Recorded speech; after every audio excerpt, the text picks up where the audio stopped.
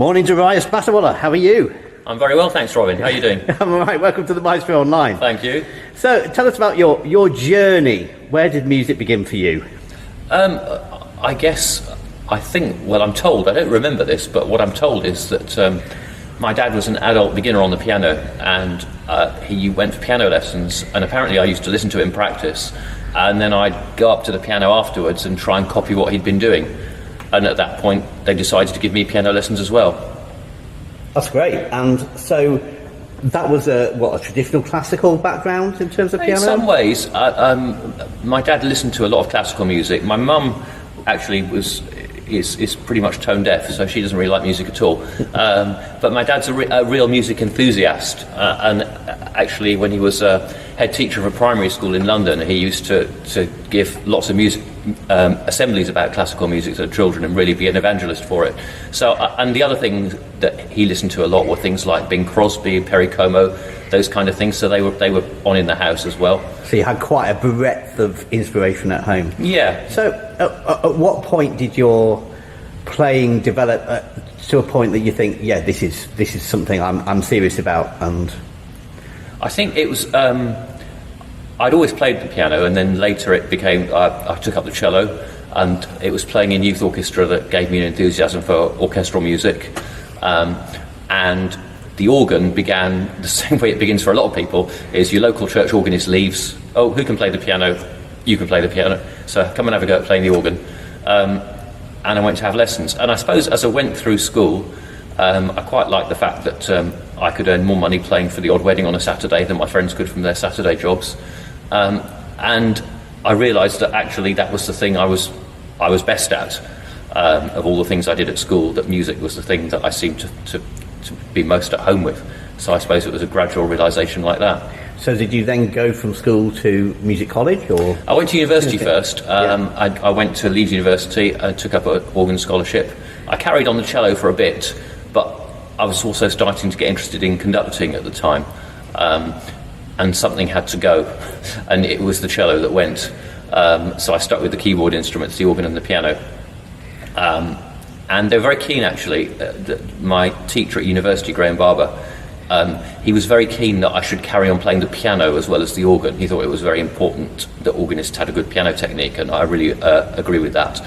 So I'm very glad he sort of pushed me in that direction. And I did go to music college eventually as a postgrad, and that was to do organ and also to do piano accompaniment. So I did a lot of chamber music, playing for singers, and that's a great education doing the piano accompaniment, because you do things like singing lessons, so you learn a lot about singing technique.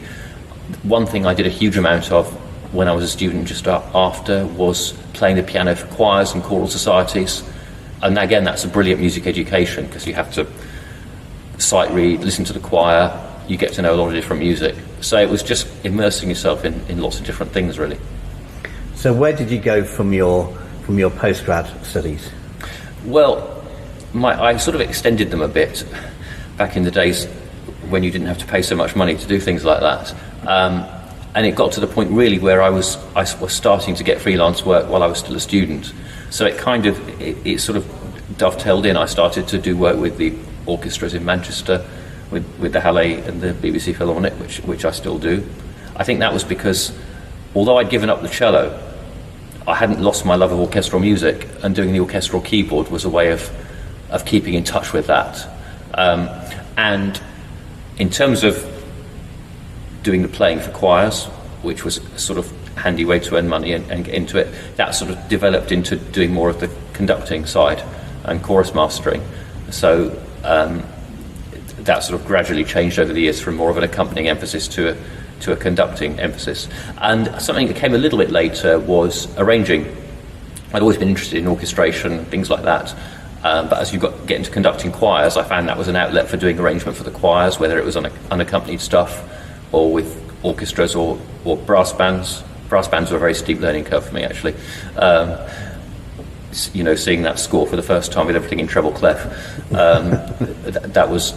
But I got some lessons. I had a composition teacher at university, Philip Wilby, who's a great brass band composer, and he gave me a lot of help with that. So really, in order to, like a lot of musicians, in order to survive, you have to do a lot of different things. Yes. And you've got to play with some great international orchestras as well. Oh yeah, I mean that's just been fantastic. I mean some keyboard players don't like playing in orchestras because it veers between, sometimes you have something really difficult to do but it doesn't last very long, or sometimes you just sit there and then you play, like the last thing I did this week, I think I had 11 notes in the concert.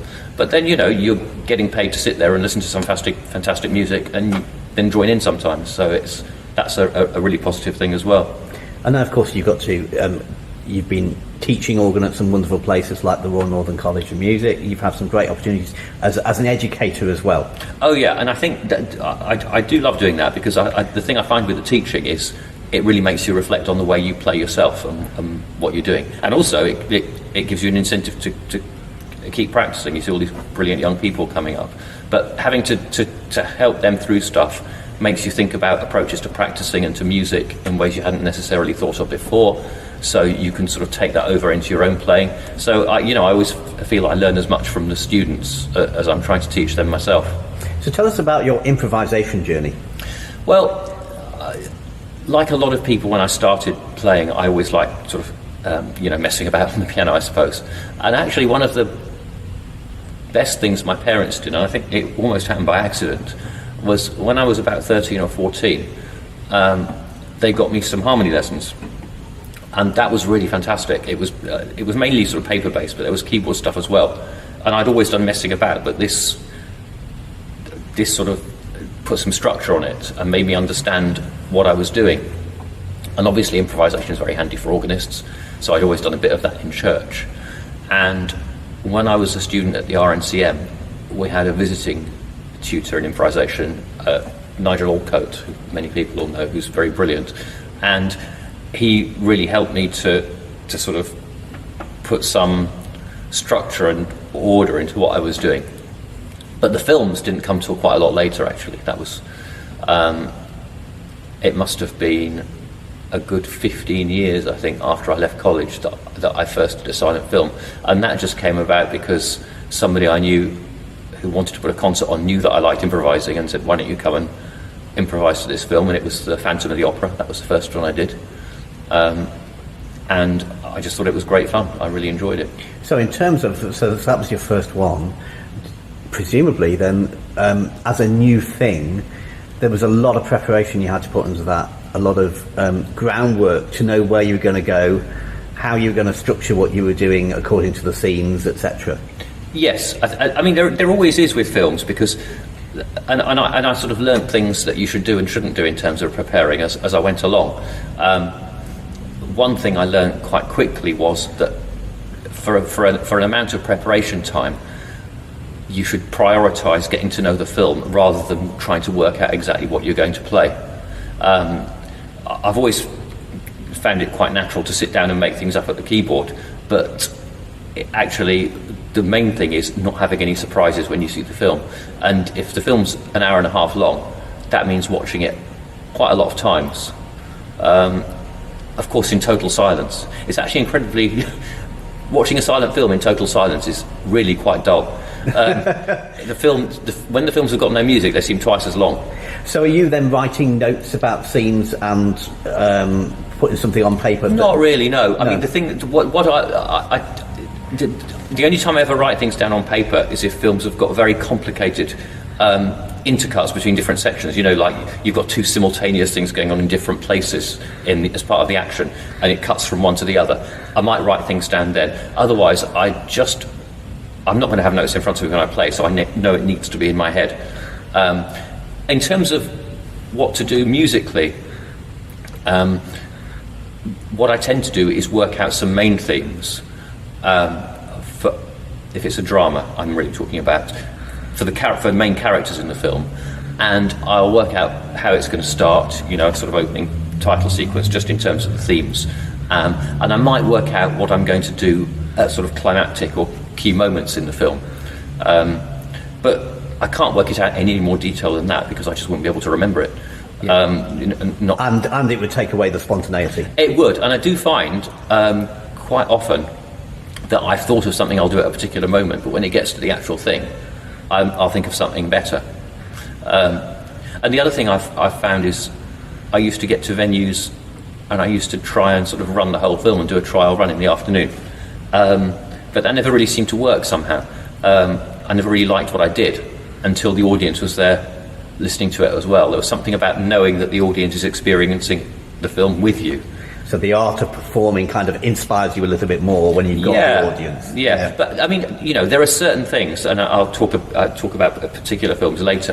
There are certain scenes in certain films where I know that this sound will work, or this kind of registration, and the other thing that I had to think about was what do you, when you're deciding what to illustrate, do you try and illustrate everything that's going on in the film? Or do you go for a more general thing? And I think the approach there is to just listen to what the great film composers do. They will illustrate particular things, but actually it's more interesting to illustrate things that you can't see. So, for instance, if a character's thinking about another character, or they're thinking about a certain event, you can sort of recall that in the music, things that might be affecting them. And if you know that there's a surprise coming in the film, you can build the tension a bit, but on the other hand, you don't want to give too much away. So it's kind of, and I suppose it's the same as playing a piece. When you're practicing a big piece, you have to decide how much to dwell on all the little details and bring them out, or whether that's at the expense of giving a kind of overall shape and a structure to the thing. And that's true in films as well. And I suppose there's also a balance between finding the emotion that you think the character's thinking and feeling but might not be directly showing, so the intention behind their actions sometimes, and also going, if you went too far, things could become almost like a cliche. Absolutely, there's definitely that. And I think you're dependent a bit then on the quality of the film. If you go to one of the great directors like Hitchcock, who some people don't realise actually made quite a lot of silent films, which are fantastic, and they feel quite modern because the acting can be quite understated. And then there's lots of sort of subtle psychological things you can bring into play there. Another thing you have to deal with in silent films is that some of them have aged better than others. Some of them are kind of unintentionally comic in places. And if it only happens a bit, then I think it's best to try and go with the intention of the director and take it seriously because it's meant to be taken seriously. And sometimes you can sort of tell how successful you're being by picking up on whether the audience are actually laughing or not. Sometimes you have to go with it and just, it seems funny, so you go with it and you can make it funny as well. Well, I am really looking forward to finding out the Darius Battiwalla nuggets of inspiration for silent movie improvisation. Thank you so much, Darius. Thank you.